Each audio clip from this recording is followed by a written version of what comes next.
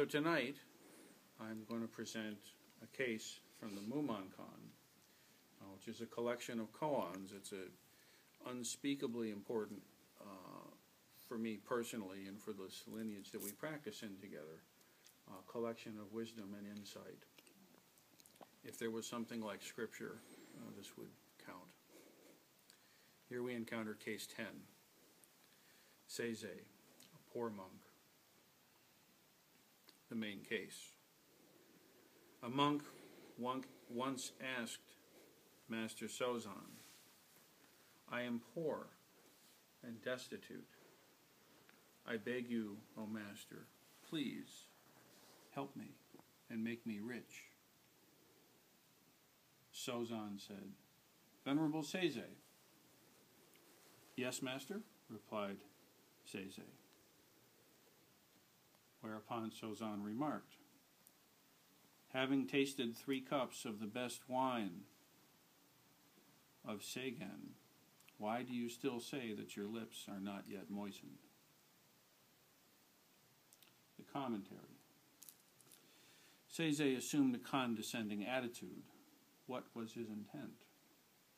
Sozan has a penetrating eye and has seen through Seize's mind. Be that as it may, just tell me how the Venerable Seize could have drunk this wine. Mumon's poem. His poverty is like Hantan's, his spirit like that of Ko. With no way of earning a livelihood, he dares to compete with the richest of men.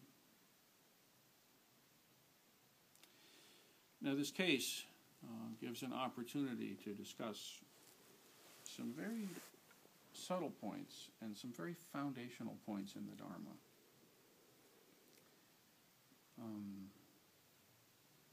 The first thing really was said so beautifully in that Gatha on opening the sutra.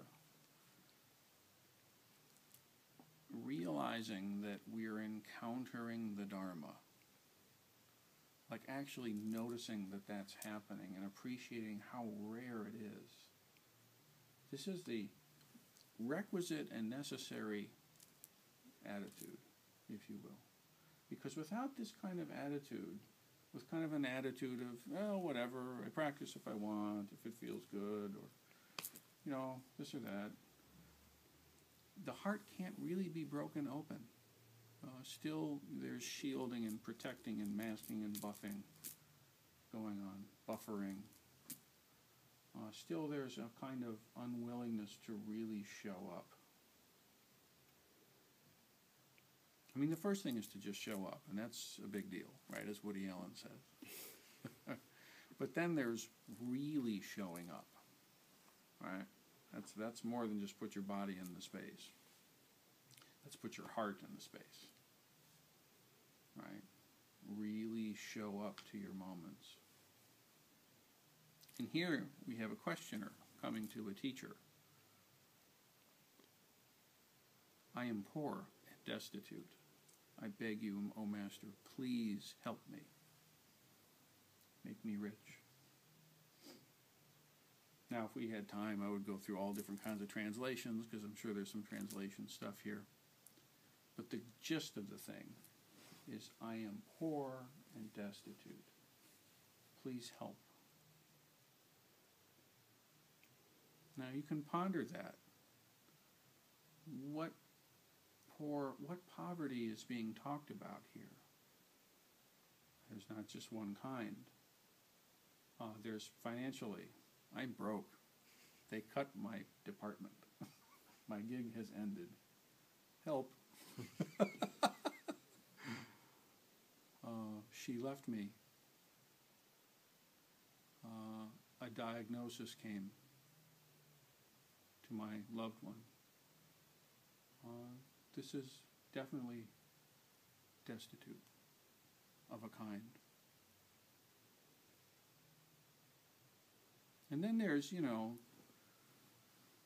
poverty of spirit. Now, this is a different kind of destitute. What does it mean to be poor in spirit? Really? Like the heart of it. Is it a bad thing? Is it to be enmeshed in continual self-abuse? Oh, I'm nothing, I'm nothing, I'm nothing.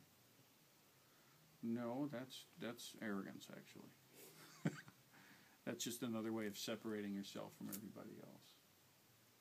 I'm no good, I'm no good, I'm no good. That's a mask, too. That's the same thing as I'm amazing, I'm amazing, I'm amazing. Separation all the way around.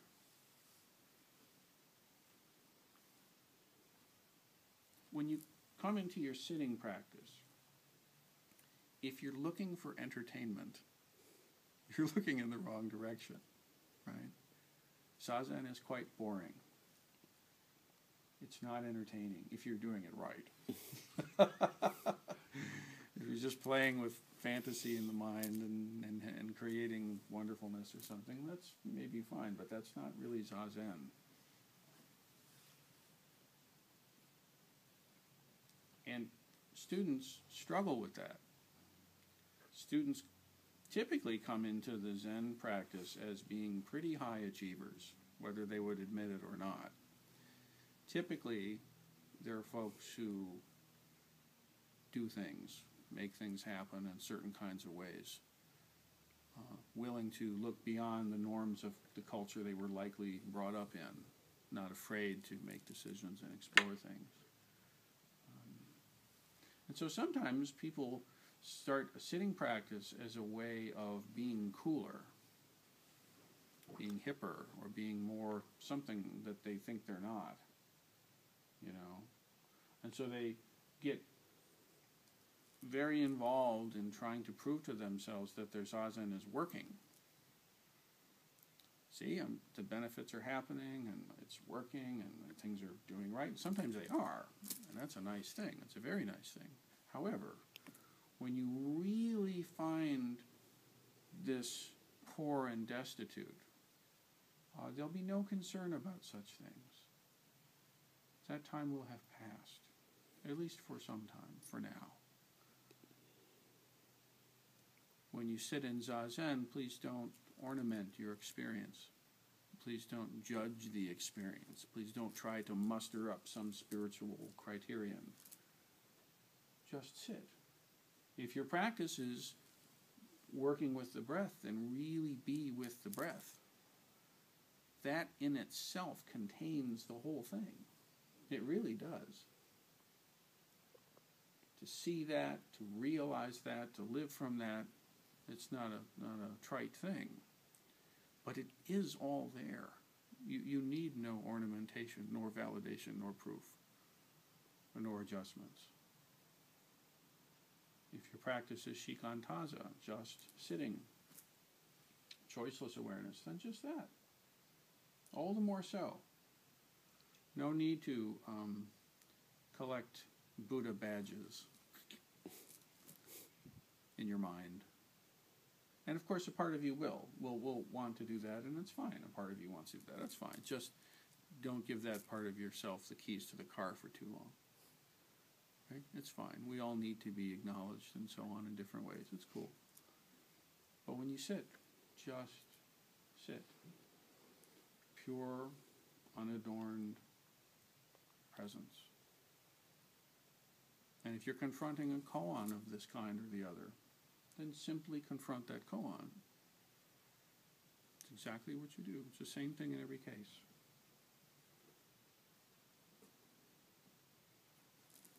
Rather than adding things, what we find is our practice of the Dharma removes things. It removes the false things. And what's left is the Buddha that always was there right from the start, but now given life and given breath and given space, and having been honored, able to function, able to really function. But here, is that where this monk is coming from? A monk once said to Master Sozan, "I am poor and destitute. I beg you, O Master, please help me and make me rich." Sozan said, "Venerable one, kind of like he shouted it. He shouted his name. And at that, the student replied, "Yes, master." If he didn't fall back in surprise. He replied, "Yes, master." And at that point, Sozan said a very curious thing. And remember, the guy's coming in this very earnest place and saying, "I'm really broken. Please help me." Really, for the first time in my life, I can actually admit I'm broken and I need help. Maybe that's where he's coming from. And with the particulars of why and the story and all that unspoken, the teacher right away goes right in and says, "Hey, yes?" Just cuts right through it. As though a big crack of lightning just... And this student who's in that pure space, that earnest space, responds, "Yes, master. Yes, Sifu. Yes, sensei. Yes, teacher." And then he says this curious thing. "Having tasted 3 cups of the best wine, why do you still say that your lips are not yet moistened?"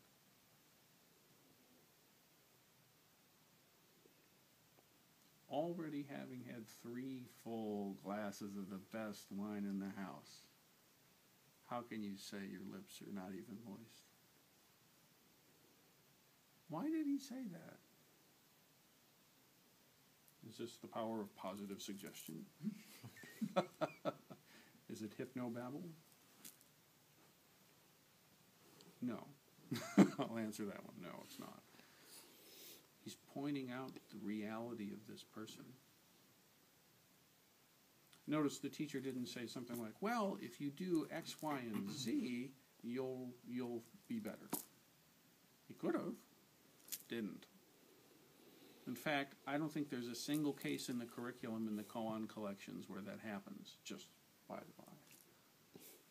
Tends not to be the kinds of responses that shake a person's heart wide open enough to be part of the archive and record. Sometimes it's a fine thing to say. Sometimes it's the right thing to say. But not here. Having already had 3 cups of the finest wine of the Dharma, how can you say you're thirsty? And with that, this noble worthy had an awakening. And it's interesting because in these cases, there's a little Facebook thing that Kyoan put up that I really like. It's got a little iceberg, right? That's the tip. And then there's this big Mongo thing under the water. You ever seen that image? It's like, and in that case, it's, what you think yoga is and what it actually is, right? What's actually going on. It applies here. All we know in our little micro fragment of the story is a dude comes up and says, "Hey, I'm really hurting, can you help me?" And the guy says, "Hey." He says, "What?" "Obviously, you've already had 3 cups of the finest wine. How can you say you're not thirsty?" That's this, right? What's going on underneath that is that this person has done an immense amount of deep practice, confronting themselves at the level of a true hero, really confronting their own life and really confronting their own mind and their own heart and their own guts, unflinchingly. And it's that kind of deep looking and practice and being with that no one can do for us. No amount of reading the stories of enlightened sages of past times will substitute for each one of us actually taking the meal ourselves. I can't do that for you. I can't do that for my parents or my sister or my wife or child. I can't do that for anyone other than myself. Ultimately, you must find the way to live your life. All of your role models will fail you. Guaranteed. because they are not you. There might be a piece of them that is something true for you. But part of your standing your own ground and sitting on your own cushion is to realize you are yourself. And you're not separate from them. And how does this real Genjo koan, the koan of real life, everyday life, actually play out?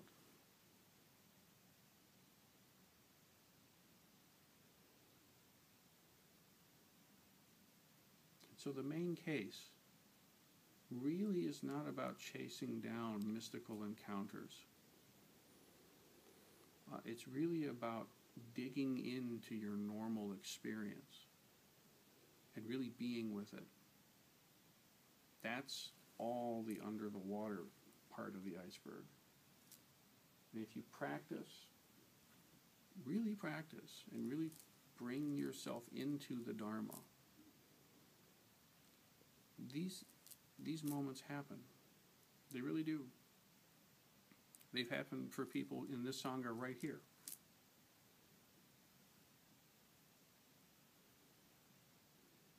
And when this shift of perception occurs, it goes away again. It does. And that's why there's more practice, more grounding into it, more revisiting it. And the practice continues. But somehow it's different.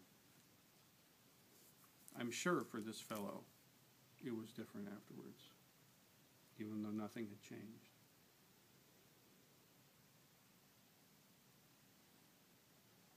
We have a commentary here from Master Mumonkon. He says, Seize assumed a condescending attitude. What is his intention? Condescending attitude. Why is he saying that, I wonder? Sozan has a penetrating eye and has seen through Seize's mind.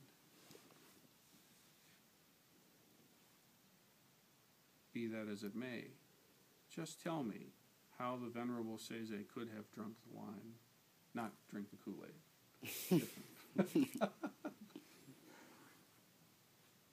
What is the wine?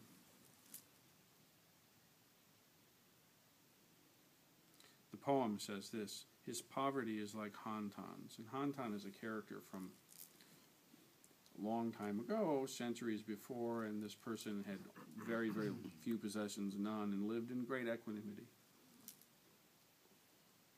Had the spirit like that of Ko. This is about a 3rd century BC character, that it was said that their poverty was so great and their spirit was so deep that they could move mountains, and that their spirit covered the planet.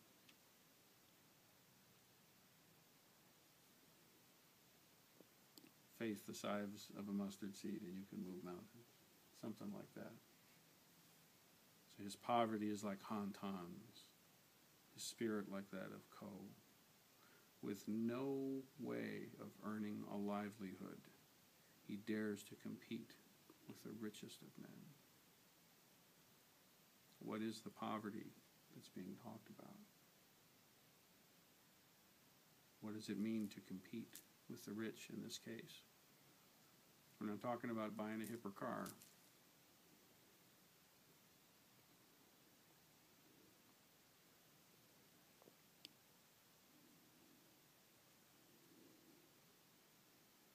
And so for each one of us, it really comes down to our own practice. To really be unafraid to sit and to really face yourself and not be scared of what you see. And then it comes down to coming into community, being able to sit with each other, to be with each other, to have conversations, to allow for silences. And it comes down to interacting with the guides, people who can help us. If this person hadn't interacted with the teacher in this way, this thing wouldn't have gone down. Student had to be right, had to be ripe, had to be there. And then they had to be met. There are many, many people that I come into contact with here that have been horribly unmet for a long, long time.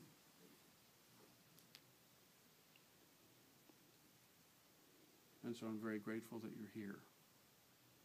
I'm very grateful that you're practicing and that you're present and that you're not afraid to really do the real thing, which is really simple.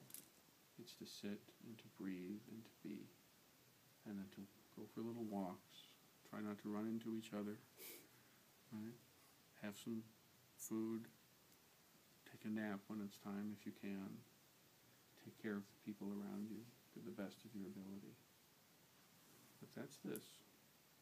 Underneath the whole thing, well, that's for you to see.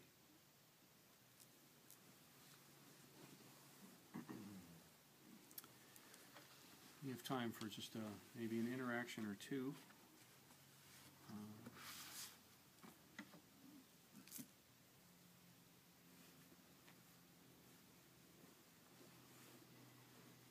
And what that means is you can put your hands together and show if you like, and we can talk a little bit. Yeah? Yeah, I was thinking about how you said something about you have to confront yourself when you're sitting, and sometimes that is really bad, or at the end, something like that, you know? Maybe uncomfortable. Right, Never uncomfortable. bad. Yeah, uncomfortable. And I was thinking about, you know, like a couple of times when I've been sitting, like here and at home, like something like that's happened where I had a thought and it just really shook me, and I had to stop and start back up again, but it didn't come back like that. And did I don't know, do it wrong in that case? Was I ornamenting my... No, that's a really good point. I mean, you know, the guidance is this. You know, when you're sitting, whatever your practice is, breath work, right? So the fact of things going through your mind stream is simply a fact of things going through your mind stream. It's fine. That's what a mind that's alive will do. Okay, that's no problem. So if we're sitting here and the little one runs around, I'm going to see it, right? Or if a thunderbolt happens, I'll hear it. It's fine. And the mind stream may well be active while I'm sitting. That's fine too, as long as I'm with my practice, so the breath. Now, the difference is that if the thoughts are gurgling around, and rather than them just being part of the texture of my experience while I stay with the practice, if I sort of drift away from my practice and get seduced by the pretty little thought and start to play with it instead, oh yes, I'm such a great Buddhist, here I am, this is wonderful, right? Or, oh, how stupid this is, why'd I come here, I could have been having pizza, whatever the thought is. But the thing is, there's nothing wrong with the thought, and that's really important, even if it's scary or weird or some part of your dark areas or whatever. It's just part of your experience. The thing is, we get pulled around by these thoughts without knowing that that's happening, you see. So it's like, all of a sudden you realize, wait a minute, I'm thinking about AC/DC in that old Simpsons episode. And I'm not even, like, at all aware of my practice. And now, when that happens, you see it, you acknowledge it, you let that little thought be, and gently bring yourself back to your practice, right? And when you do that, that's the awakening moment. That's the moment of awareness, when you notice where your awareness has been, and you bring it back to where you choose it to be there. Every time you do that, you're building joriki, you see. But I was thinking less the thought pulling you around and more the thoughts that kind of just like tackle you. Because I mean that happens a lot where I'll drift off and have to correct, but just I don't know. Well, let's talk about that because sometimes there's sort of your garden variety distractor. Yeah. Right? And then there's sticky stuff. Yeah. Now, sticky stuff is a different thing, right? So that trauma or that success or that, you know, whatever, just bizarre thing, you know. But there's some thoughts that you see them, you acknowledge them, you let them be, and you kind of return to your breath, and they stay, and they keep kind of clawing at you. You know what I mean? Mm-hmm. Okay, place. And most thoughts aren't like that. Most thoughts are just sort of like whatever. They're just kind of white noise, you know. But if you get a sticky thing and it just keeps digging at you like that and you can't really not go there, then you just look at the thought and just stare at it. Just see it.